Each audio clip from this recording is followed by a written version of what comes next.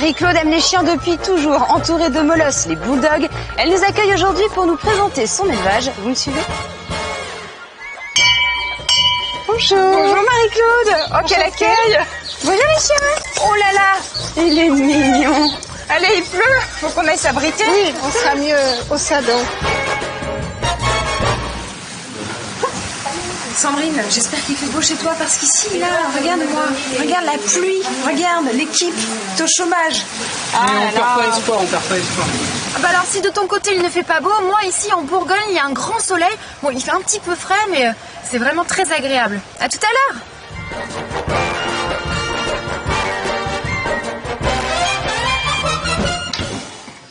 Bah oui. Alors Marie-Claude, merci de nous accueillir dans votre paradis, le paradis des bulldogs, les bulldogs anglais et les bulldogs français. Alors racontez-nous, d'où vous vient cette passion? Alors, l'aventure a commencé avec une bulldog française qui s'appelait 4 quarts. Elle a fait des grossesses nerveuses, j'ai manqué de la perdre et mon vétérinaire m'a conseillé de lui faire des bébés. Oui. Et que pour lui, c'était la vie. Voilà, que c'était la vie et que ça serait une bonne chose. Donc ici, on peut voir que vous les aimez, vous et votre mari Laurent, puisqu'il y a des bulldogs partout, en statue, dehors, à l'accueil. C'est génial. C'est une passion. C'est très accueillant, donc dès qu'on arrive... Non, reste avec moi. Alors là, j'ai Eric, je voudrais pas qu'il parte. Je voudrais qu'on te présente quand même avant que tu descendes de cette chaise. Assieds-toi. C'est le beau mâle, c'est le mâle reproducteur de votre élevage. Voilà. Oui, tout à fait. Qui fait combien de kilos? Parce que il fait 29 kilos. Donc c'est typique chez ces chiens. C'est un peu lourd. Un peu lourd. Un petit peu lourd. Est-ce qu'ils n'ont pas tendance à faire un peu d'embonpoint, ces chiens? Ils sont très très gourmands. Est-ce qu'il ne faut pas faire attention à leur poids? Si, il faut pas leur donner à volonté et puis faut les restreindre, oui. Parce que sinon, ils mangeraient une quantité industrielle. Donc Marie-Claude, les bulldogs anglais autrefois étaient utilisés comme chiens de combat contre les taureaux. Aujourd'hui, ce sont des chiens de compagnie ou des chiens de garde? Alors ça peut être tout à fait un chien de compagnie parce que le caractère est très adouci par rapport à cette époque-là. Parfois ils sont gardiens. Eric lui est très bon gardien, mais dans l'ensemble ils ne sont pas très bons gardiens. Ce qu'ils aiment beaucoup, ce sont surtout les enfants. Ah oui? Ah oui, ils aiment vraiment beaucoup les enfants. Parlez-nous donc du bulldog français. Quel comportement il a? Le bulldog français c'est une éponge. Quand on n'est pas bien, il le voit tout de suite. Il est très sensible. Beaucoup de chiens ont des problèmes, par exemple, de comportement ou de santé parce que la propriétaire va pas bien. Elle est très, très attachée à son maître. Oui. Très. Merci beaucoup, Marie-Claude, de nous avoir présenté tous vos bulldogs. Je vous en prie. Ce que je vous propose maintenant, c'est de retrouver Laetitia Barlerin qui va nous donner quelques conseils pour choisir un chiot. Trop mignon.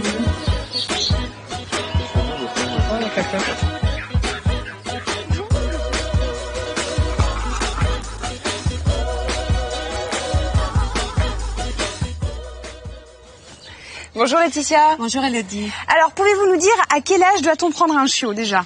Légalement, on ne peut pas adopter un chiot avant l'âge de 8 semaines. C'est très important. C'est la loi qui l'exige, mais il y a une raison à ça, c'est que jusqu'à 8 semaines, le chiot doit être avec sa mère pour apprendre une certaine éducation, comme par exemple se contrôler. Et si on prend un chiot avant 8 semaines, on a des risques qu'il devienne hyperactif, c'est-à-dire très agité, un chiot qui a du mal à apprendre, à être éduqué et qui fera beaucoup de bêtises chez vous. Et alors, donc là, j'imagine il y a des mâles et des femelles, et bien on ne sait toujours pas lequel prendre. Moi, ce que je conseille, c'est pour une femme qui a un chien pour la première fois, je lui conseille de prendre une femelle parce qu'elle aura beaucoup plus de facilité à être autoritaire avec elle, à s'imposer avec elle pendant son éducation. Et donc là, j'en ai un, je l'ai pris au hasard, celui-là, Laetitia, mais lorsqu'on vient aussi dans un élevage, eh bien, on ne sait pas lequel choisir. On a choisi la femelle, mais alors laquelle? Alors, il faut d'abord éliminer ceux qui sont moins sociables que les autres. C'est-à-dire que vous faites 3 tests. Il y a 3 tests à faire. Le premier test, c'est de les appeler. Alors, je vais reposer celui-là. Voilà. Bébé. C'est très important aussi de ne pas craquer parce que ça c'est l'erreur fréquente.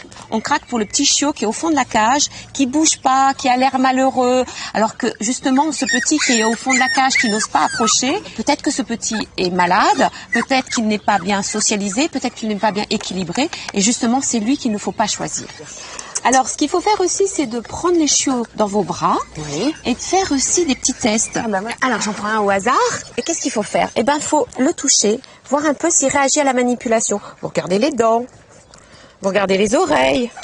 Un chiot normal fait comme celui-là, c'est-à-dire qu'il dit rien. Pas question de lui faire mal, bien sûr, mais c'est le fait de le manipuler. Regardez dans tous les sens. Et puis, un autre test à faire, c'est vous le posez par terre, sur le côté, et après sur le dos, en lui faisant des petits mamours. Et un chiot ne dit rien. Il se débat un peu, puis à un moment, il arrête. D'accord. Et là, moi, il est bien, là, quand même. Et là, voilà. Bouge pas, hein. Bon, bah Laetitia, si on les laissait sortir tous, hein? Ça serait bien, oui. Comme ça, ils vont gambader. Retenez que pour choisir son chiot, il doit être resté au moins 8 semaines avec la mère pour son équilibre. Vous devez pouvoir le manipuler sans problème. Et sachez qu'un chiot en bonne santé est un chiot sociable. Ce que je vous propose, c'est de retrouver Sandrine.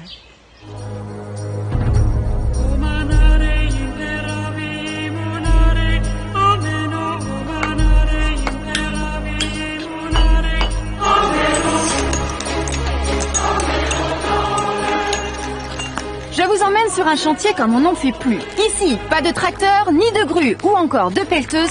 Ce sont les techniques du Moyen-Âge qui sont utilisées pour construire ce château fort. Alors bien évidemment, les chevaux sont d'une grande aide pour l'élaboration de cet ouvrage. Alors tout de suite, on plonge dans le passé, direction le XIIIe siècle.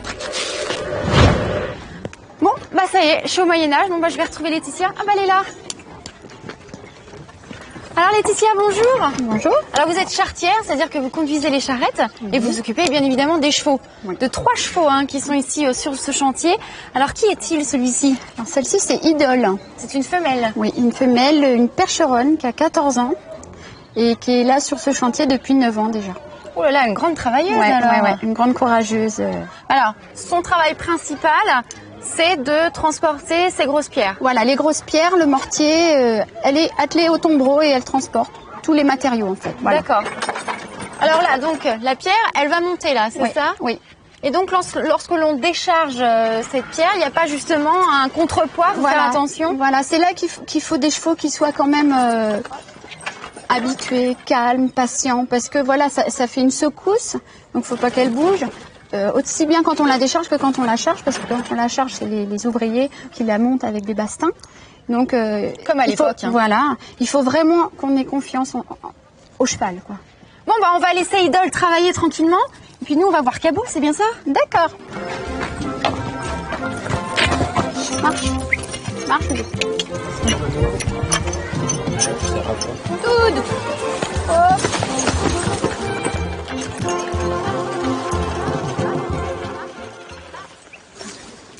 C'est gentil, Loulou. Bon alors Laetitia, nous sommes avec Kaboul, qui a déjà bien travaillé, on a vu, il fait du débardage. Oui. C'est-à-dire qu'il transporte des troncs d'arbres. Ouais, il les tire au sol en fait. C'est pour ça que c'est plus dur parce que il n'y a pas de roue, donc c'est très il est dur. obligé vraiment de tracter. Ouais.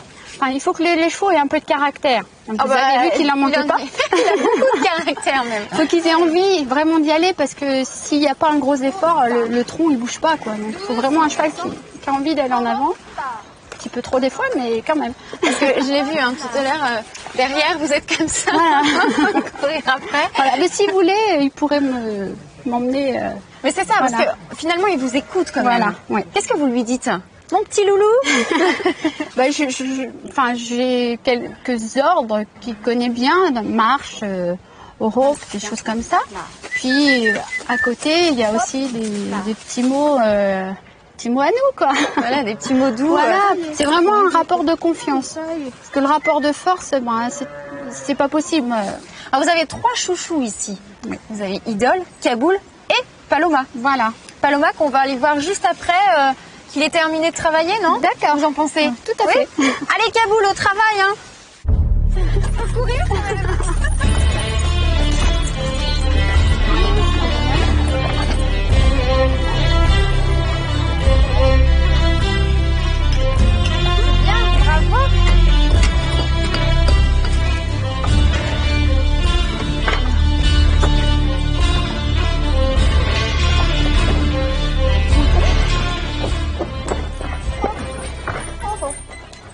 Très bien, Paloma. Alors c'est un petit peu... Elle dit très bien et finalement elle s'en va. Alors c'est un petit peu plus compliqué pour elle parce qu'elle est débutante. Oui. En fait, elle est arrivée depuis le mois d'avril, donc elle n'a pas les mêmes automatismes que les autres. Et voilà, le principal travail, c'est la patience. C'est de lui apprendre à attendre calmement, à rester immobile et voilà. Alors là, on a transporté des tuiles parce que finalement, les chevaux, ils aident vraiment à la construction. Ils apportent tous les matériaux nécessaires pour ce chantier. Ah oui, c'est vraiment eux qui transportent tout ce qui sert à construire le château. Toutes les pierres que vous voyez, tous les murs, c'est les chevaux qui les ont amenés à un moment donné, les pierres taillées. C'est un travail d'équipe, hein, chevaux, hommes et courage. C'est ça, il en faut du courage. Voilà, le jeune cheval qui en a marre d'attendre. Eh bien, merci beaucoup Laetitia de nous avoir présenté les 3 mascottes de ce magnifique château fort. C'était un grand plaisir. Et puis je vous dis bon courage pour la fin de la construction. Eh bien, rendez-vous en 2025. Avec plaisir alors. Souvenez-vous que les chevaux de trait étaient utilisés au Moyen-Âge entre autres pour le transport de matériaux de construction et de lourdes charges. Ce sont des chevaux puissants qui ont du caractère. Ils peuvent tirer jusqu'à 2 fois leur poids. Sachez enfin que 3 chevaux participent à la construction du château, mais ils ne travaillent qu'1 heure et demie par jour chacun. Bon, Sandrine, Eric, c'est mon nouveau compagnon des animaux de la 8. tellement été connue, Regarde, cette femme. il va présenter avec moi les émissions maintenant, t'es pas jalouse, hein? Il est beau. De toute façon, je suis punie, je suis prisonnière du château. Bon, en attendant, ce que je vous propose, c'est de quitter le Moyen-Âge pour retrouver de belles otaries. Vous allez voir, elles font le show. Regardez, elles vont vous en mettre plein la vue.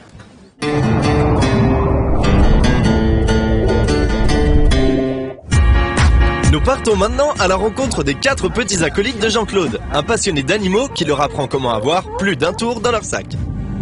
Et là, c'est Chico, il est très particulier, c'est une otarie extraordinaire. Fais une fois ton sourire le plus belle, smile, voilà, smile. Sinon, montre une fois ton zunge, non, smile. Ok. Là, ça c'est Charlie, ça c'est notre plus jeune, ouais, ok. C'est ça? Ouais. Même si ces petites canailles semblent se la couler douce, ils donnent tout de même du fil à retordre à leurs soigneurs. En effet, Jean-Claude leur sert pas moins de 30 kg de poisson par jour. Et ça fait du temps en cuisine. Nous vivons une vie très proche de nos animaux, ça veut dire on habite juste à côté, alors on attend si il tousse, s'il n'est pas bien, on attend quand ils ont des disputes entre eux, et en même temps, eux, ils nous surveillent le matin, tu sors du caravane, ils disent « Ah, c'est l'heure de petit déjeuner, alors au. » Avant d'être les rois de la piste, nos 4 otaries se sont d'abord fait repérer sur le petit écran. Pendant 8 ans, on a tourné un téléfeuilleton dans la mer Baltique avec ces otaries-là. Et dans l'histoire, alors le chien, il était abandonné sur une île et l'otarie l'a trouvé et il a le sauvé. Ça veut dire, Max, il fait du surfing sur l'otarie. Allez, on laisse nos petites vedettes s'amuser et nous divertir. Et on leur dit à très bientôt, et peut-être que d'ici là, elles sauront nous signer des autographes.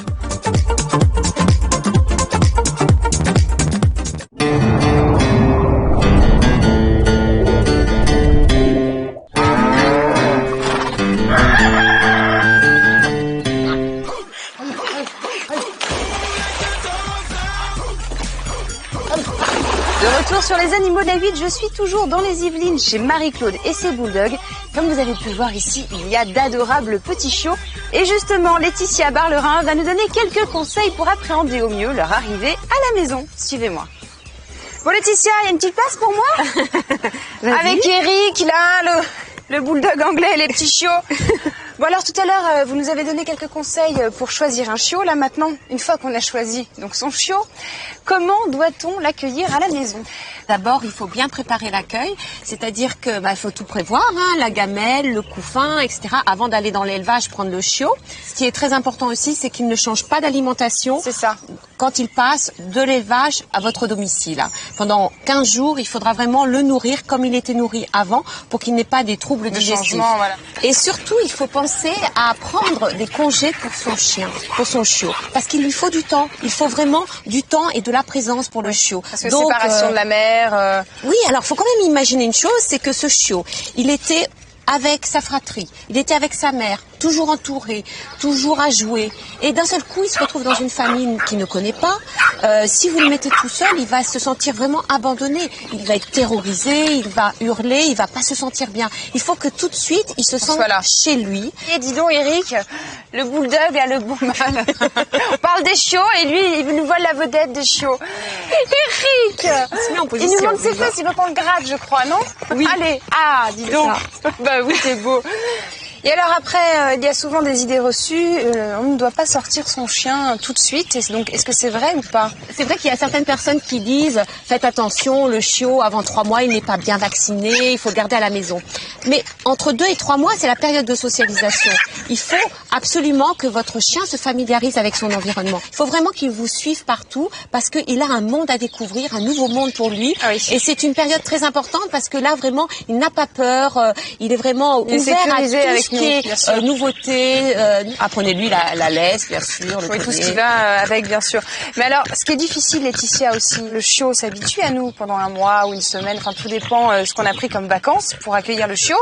Et après, le travail reprend. C'est un peu la déprime de la rentrée. Vous savez, il y a beaucoup de personnes qui adoptent un chiot pendant les grandes vacances, mais arrive la rentrée et là, c'est vrai qu'on n'a plus le même emploi du temps, on s'occupe moins du chiot. Donc, il faut, avant cette période-là, l'habituer à être seul. C'est-à-dire que même pendant les vacances, si vous voulez aller faire les courses, vous ne le prenez pas avec vous 5 minutes, 10 minutes, 1 heure, parce qu'il faut quand même qu'il s'habitue à être à la solitude, à être seul. Laetitia, merci beaucoup pour tous vos conseils. On peut retrouver donc tous vos conseils dans de nombreux livres, comme celui que vous avez à côté de vous, Éduquer son chiot, aux éditions Rustica. Pour bien accueillir un chiot à la maison, il ne faut pas changer ses habitudes alimentaires brusquement. Vous devez prendre du temps et être présent quelques jours pour l'habituer à sa nouvelle maison. N'oubliez pas qu'il est primordial de le sortir au plus vite une fois vacciné, afin de le sociabiliser et de lui faire découvrir le monde qui l'entoure. Merci Laetitia. Merci Elodie. Ce que je vous propose maintenant, avant de retrouver Sandrine, c'est de découvrir notre reportage.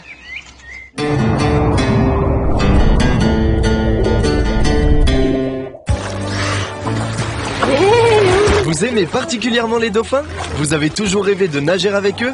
Alors découvrez le métier de Birgitta, cette passionnée qui l'exerce depuis plus de 30 ans. Le métier de soigneur, ça consiste beaucoup de choses, mais notre mission première, c'est le bien-être des animaux. De faire le suivi médical, voir s'ils sont de petits boubous, vérifier qu'ils ne sont pas assez blessés, et aussi le jeu. Parce que c'est important, c'est un animal très intelligent, donc il faut se bien occuper les dauphins. Mais le soigneur est important aussi, parce que nous, on fait partie de leur vie. Donc le soigneur, il est au bord de bassin ou dans le bassin. Maintenant, petite devinette.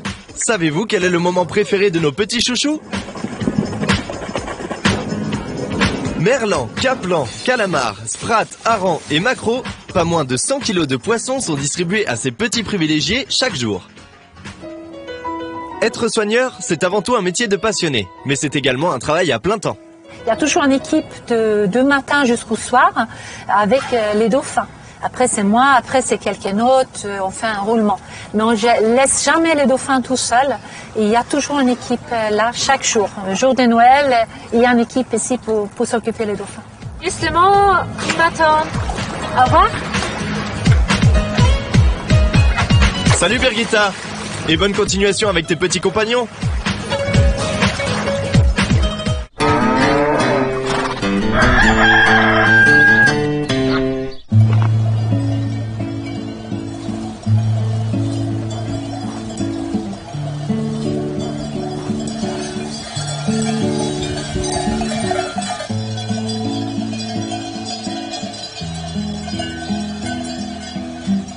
Nous sommes toujours en Bourgogne et je vous propose de retrouver Bernard, un berger itinérant. Mais bon, faut-il encore le trouver, parce que Bernard, il a la bougeotte avec ses moutons. Bernard! Vous êtes là, Bernard? Eh oh! Ouh, Bernard! Vous m'entendez? Sandrine, tu vois, j'ai un nouveau chiot que je vais te présenter. C'est celui qui est en train de manger l'olive, là. Tu vois? Petit chiot, il mange l'olive. Oh, qu'est-ce qu'il est mignon! Eh bien, écoute, de mon côté, moi je suis à la recherche de Bernard, mon berger itinérant. Je suis en Bourgogne, c'est magnifique, mais je ne sais pas où il est. Bon, bah, plus tard, hein.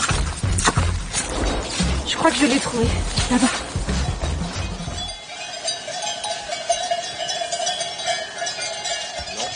Bonjour Bernard. Ah bonjour. Ouais, difficile de vous trouver, hein, Oui. parce que vous bougez beaucoup avec le troupeau.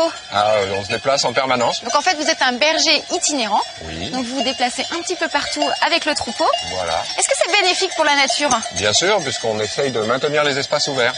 C'est-à-dire? De façon, les brebis pâturent par exemple dans les chenaux auxiliaires de la Loire, Oui. de façon à ce que l'eau puisse s'écouler en cas de crue.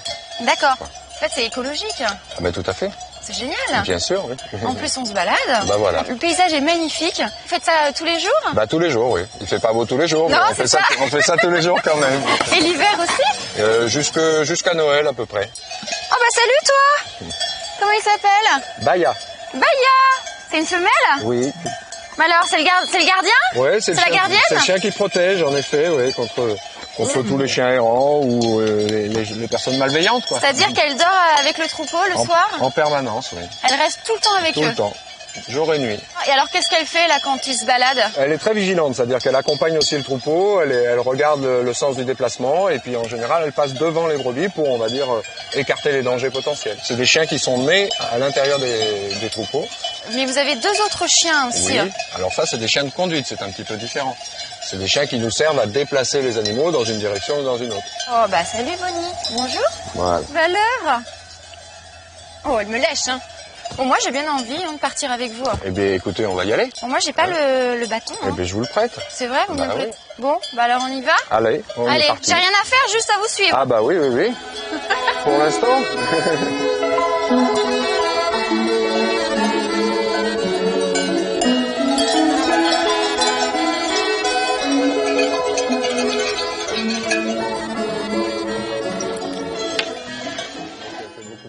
Faut être vigilant quand même lorsqu'on est berger, hein, parce qu'on doit s'occuper bien évidemment des brebis, mais aussi des chiens.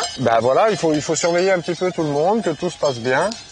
Surtout que les animaux puissent manger calmement. Il ne s'agit pas non plus qu'ils soient en train de se déplacer en permanence, sinon oui. Elles ne mangent pas assez, quoi. Alors ils ont des cloches, les brebis, pourquoi? Alors en fait, c'est très utile pour nous, puisque on a beaucoup de zones qui sont très embroussaillées et où les brebis peuvent facilement disparaître. On le voit bien là, il y a une petite butte. Là, je vois qu'une partie de mon troupeau. Donc si jamais il y en a qui s'écartent, etc., un peu loin, je vais l'entendre et donc je vais envoyer mon chien pour aller les chercher.